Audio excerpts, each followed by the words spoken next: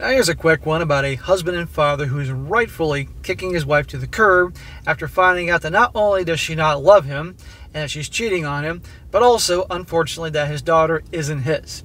And it goes to show you guys that if you are the type of guy that gets involved with a gal who completely takes advantage of you, you buy her affection and love through gifts and dates and all those types of things, and make your whole world about her, she's going to lose all respect for you and treat you awful. And if you keep rewarding her awful behavior, this is only a matter of time. You got to have self-respect and can't tolerate gals like this. And of course, watching out for the red flags. However, you can always handle things accordingly if things get that bad. Title: I, a 28-year-old male, found my wife, a 27-year-old female, doesn't love me due to something I have no control over. So he says, usually posts like these don't bring up race, but I have to bring it up this time because it's an important part of the story. Dude, nobody's going to lose their mind over that. Not on this channel. I, a 28-year-old male, am Filipino, and my wife, a 27-year-old female, is Filipina. I will call her Mal. We were both born and raised in the United States. We grew up in a city with a lot of racial diversity, but Mal has always seemed drawn to the handsome, blonde, white boys. However, many of these boys didn't reciprocate that attraction. How funny is that? Despite Mal's preference, she always stated that she was open to dating any race of man. In my senior year of high school, she told me she no longer wanted to be with white men anymore and wanted to be with a nice Filipino man. She flirted with me and hinted that the nice man could be me. Which is making it pretty obvious. So it didn't work out with the guy she really wanted, so she's getting her backup plan, putting her backup guy in layaway. My 17-year-old self was head over heels for Mal, and I decided to ask her out. Well, dude, she made it as obvious as can be. It's not that hard to figure that out. She agreed, and we continued dating. We dated on and off throughout college because she sometimes wanted breaks in our relationship. Red flag, as if there weren't any already. What do you mean she's suddenly wanting breaks? The breaks probably meant for her to go hook up with guys that she really liked. Like she says, she's attracted to the white boys with the blonde hair and the blue eyes and all that. That could, in her mind, probably give her a better life than what she would have. You know, you get the point. That's what happens. She assured me that she loved me and valued me, and I sometimes gave her money and gifts to keep her love. Smack! You're buying her affection. That's why she's with you. That's what weak guys with nothing to offer do. They buy girls' affection. And some guys are like, that's all I can do, SSM. No, work on yourself. Make yourself into something that you can take pride in and be proud of. Then girls will come a-flocking. Good Lord, dude. She's not going to be respect. Not that she has respect for you anyway.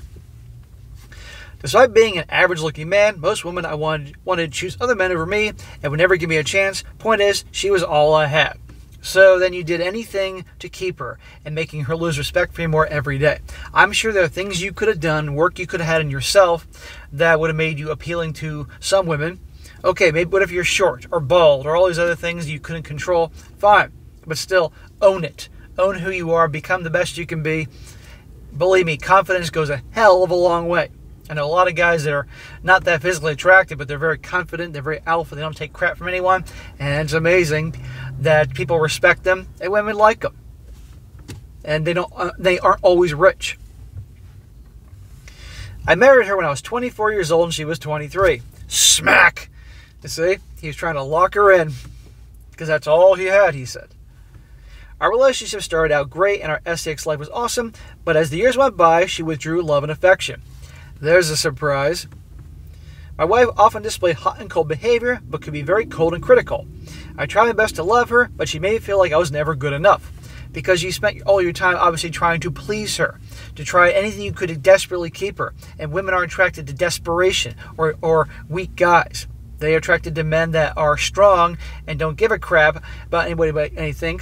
Command respect, don't buy the affection, that type of thing. They don't respect you, don't love you, dude. I wanted her to respect me, but my wife would become Hulk levels of angry when I asked for respect and accuse me of being a pig if I did. You asked her for respect. You're not going to get respect by asking. You're going to get people to lose respect for you if you ask them for respect.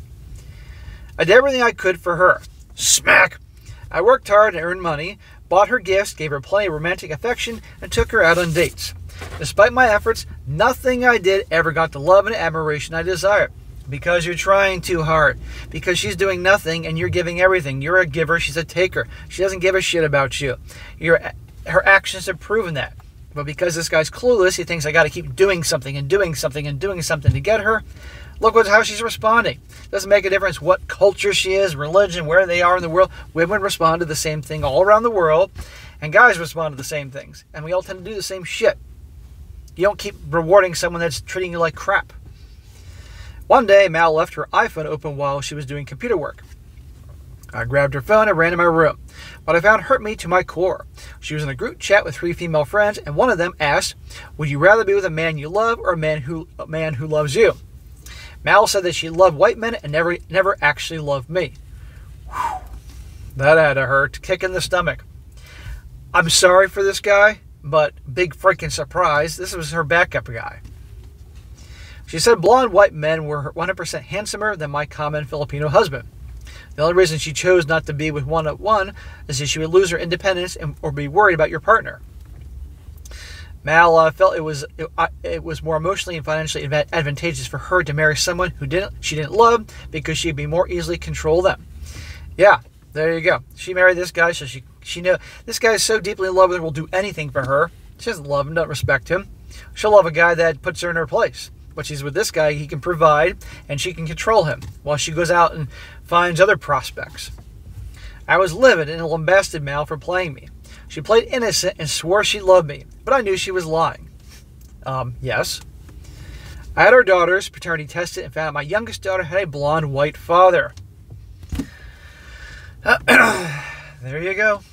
This poor guy. Finding this about his wife like we couldn't tell, and finding out his daughter isn't his.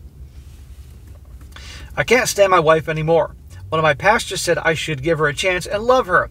F that and F her. But if I leave, could I still find love, or am I doomed to be lonely? Dude, right now I'd be more focused on ending this awful marriage than am I ever going to find love. You'll find love when you love yourself and no longer take crap from other people and stop buying people's love and affection. No, it doesn't work that way. I hate my wife, but some of my family members and friends think I should give her another chance, or should my wife just be Mal and not my wife anymore? Smack to your family members and smack to your friends. Do what you know is right for you. And if they don't like it, and your pastor doesn't like it, tough fucking shit. It's not their lives. They don't have to live with her. Let's see how good they'd feel if they found out their wife married them just to use them, and that one of their kids wasn't theirs. I'm sure they'd be singing a different tune. If Mal loves blonde hair, blue-eyed men, then she should go be with them, so I can find a woman who loves and admires me. Then again, who the hell ever does that? He also says I should have clarified this on this post. I found one blonde man Mal was sexting in her contacts. Aha. Right then and there, I had a feeling of our daughters must have been his. I confronted him and told him the woman he was messing with was my wife. Mal had apparently told him that she was single. That may be the only thing that may be true, actually. I told him I paternity tested my daughters, and one of them, it wasn't mine. After some talking, he did the test and showed that my younger daughter was his. Please tell me this guy was recording the conversation. He says, everyone, thank you for your advice. After reading some comments and talking to my friends and family, I made up my mind, and I'm divorcing her, and I'm looking into the processes now. Hallelujah. Good, bro. You're 24? You got your whole freaking life ahead of you. Okay, you're just starting off. She can go be with her guy, the guy she's really into and attracted to. And something tells me he's not going to give her the life that she wants. End it with her, move on. I'm so sorry about the daughter that you thought was yours, and you can handle it the way you see fit. But don't listen to your family, don't listen to your friends. It is over. And I guarantee you, when things don't work out the way she expected, she's going to be begging and crying and pleading to take her back. And then she says she loves you. She's going to tell you all that BS. Don't believe it. Believe her actions. She's a cheater. She's a liar. She's a user. If you take her back and listen to everybody else but yourself, you only deserve all the pain and suffering you're going to have. And I guarantee she'll keep doing the same hurting and lying and cheating and manipulating and all that, even worse. You really want to turn your life around, you start standing up for yourself, doing what you want. You divorce her, move on, and work on yourself. Don't go jumping in a relationship. Stop this buying women's affection and love by gifts and dates and presents, stuff like that. Start working on yourself, doing what you want to do in life, what makes you happy, and don't take crap from anybody, and you're going to be okay.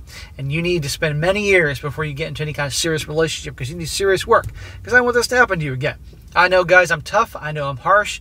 I'm to the point and blunt, but guys need this shit. Guys need someone to yell at them and tell them what's what. But, bro, I'm sorry I went through this, but you're going to be okay, but you can't keep making the same mistakes. Otherwise, you'll be doomed to have the same crap happen again.